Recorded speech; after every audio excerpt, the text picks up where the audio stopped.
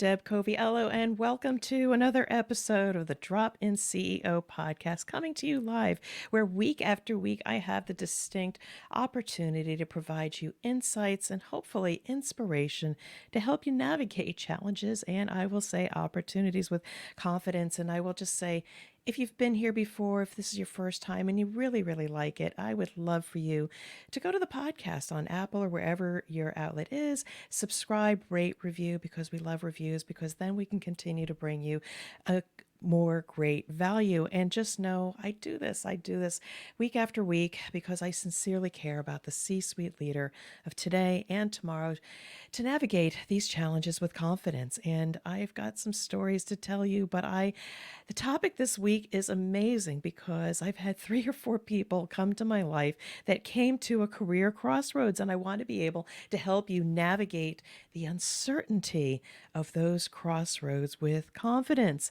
And so, in the last weekend, it's been crazy. I swear the planets are lining up. There must be a full moon because I spoke to somebody or I connected with somebody on LinkedIn and they were getting ready to jump ship from a particular role. Or somebody, the second one, recently resigned. Somebody, unfortunately, got kicked out of the nest. And lastly, my daughter, oh my daughter, and again, you hear me talk about my family from time to time. She had a job offer for the summer and they pulled it 1 week from her start date and it hit her like a ton of bricks. And oh my God, we got through the drama here. And also, she is looking for another opportunity.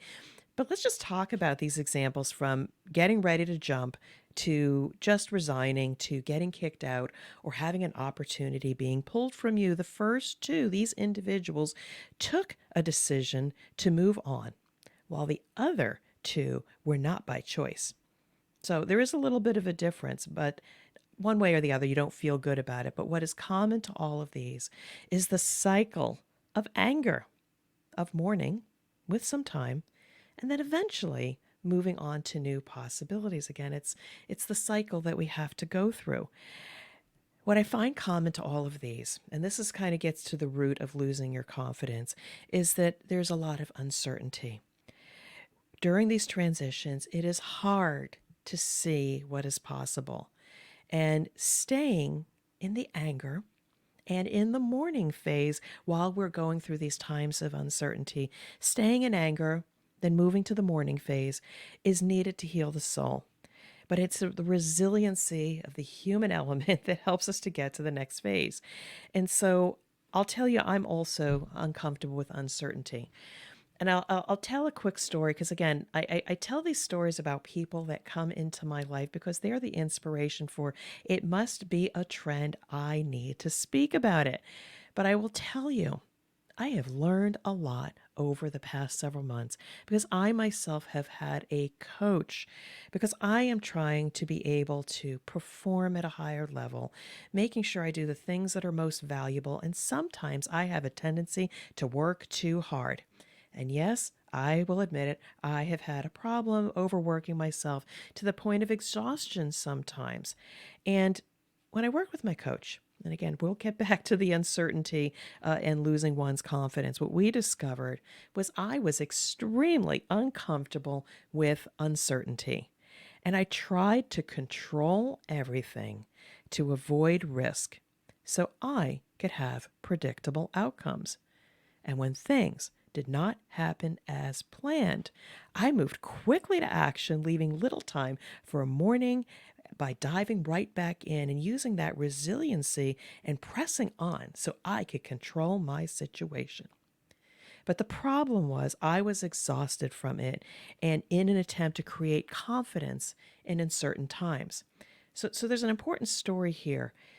There's uncertainty in our lives sometimes, and we go through the cycle of anger and of grieving and just being uncomfortable with the uncertainty. Some of us, and I'm just telling you to slow down a little bit, some of us will hurry, scurry, and move too quickly through a time of uncertainty to action because we need to be in control.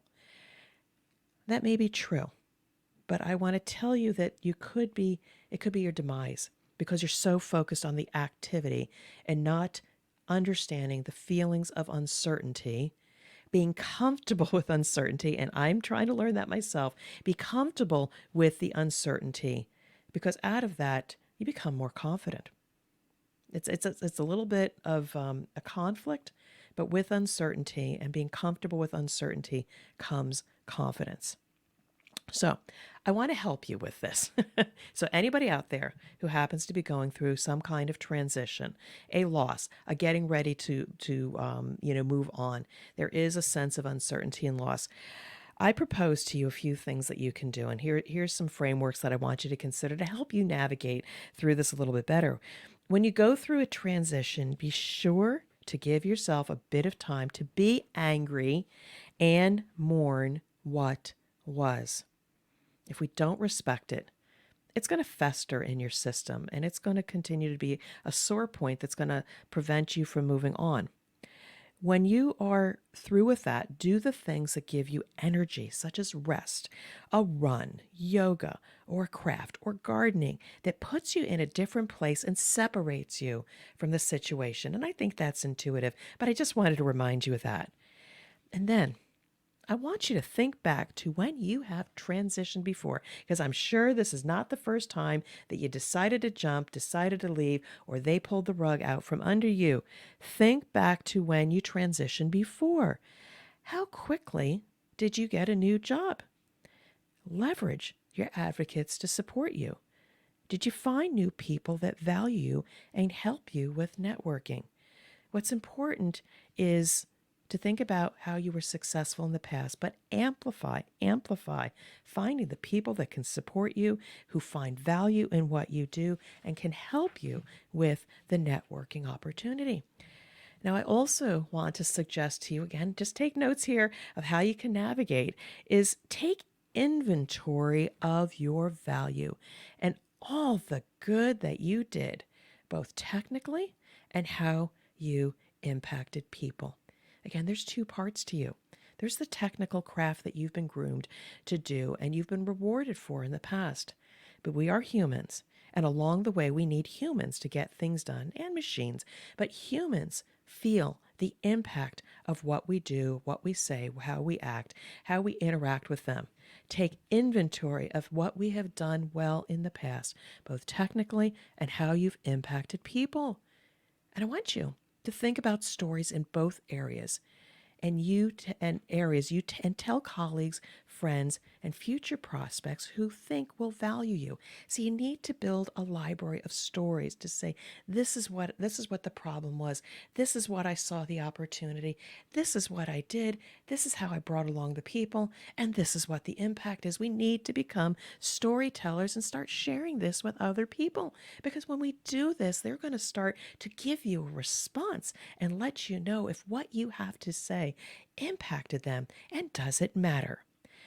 And then the next thing I want you to do is write down your unique thoughts about your technical areas, about teams, your observations, about leadership, problem solving, and make them your own. Put them down in your own words. I don't want you to cite the textbooks or the gurus about different methodologies or leadership concepts. I want you to write down your own.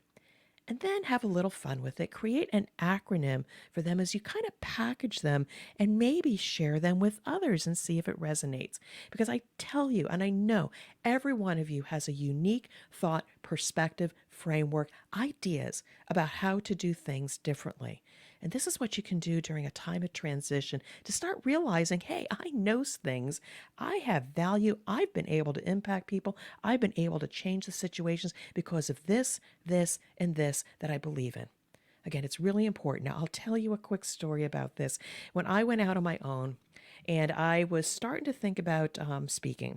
And I had an opportunity to speak at the ASQ World Conference. And I put together this framework. It was called the 7 P's of Quality Leadership.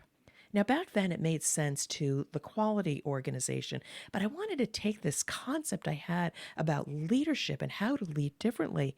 And eventually, the 7 P's became the CEO's compass. And those P's are peace of mind, purpose, performance, past, pride, people, process, and platforms. And my unique thoughts about what each of those mean in the context of the CEO's compass, and learn how to tell a story about your framework, about your leadership thoughts, because this becomes who you are, your value, and how you stand out. It's really important. And I'll give you a few more tips. Again, as you're going through this time of transition, call people who remember you from the past, who can lift you up by remembering the impact you had on an organization. Call mom, call a mentor, call a friend, call a colleague, because they will lift you up. I want you to take inventory of the kind of place you want to spend the next 2 to 3 years and have an impact. Don't go back and do what you did before. Think about going forward and where do you want to make an impact. And then with all of these insights, you can design the future that you want. By spending time in the creative space of being by yourself and taking stock in your value and gaining insights from others will move you forward and performing in finding your new venture. Now, I'll tell you, when I came into my own business, I knew my value and who I could serve, but I had to invest in networking, which I had a really small network. I'll tell you, on LinkedIn, I only had about 800 people. Now I'm over 8,000, and I know a lot of them too. And putting my thought leadership out there to create the future that I wanted. And every now and then I do this, and I'm always what I'm trying to do here is create the future that I want. Now, I knew I wanted to work in my own business. I knew I wanted a platform for my thought leadership. I created the Drop In CEO podcast because I saw myself on a stage. I keep moving forward to this stage that I want to be on to be able to impact more people. I'm not looking back. I'm looking forward to create that future, and I'm not sure how I'm going to get there, but it is full of uncertainty. But I will tell you, I am confident in my pursuits.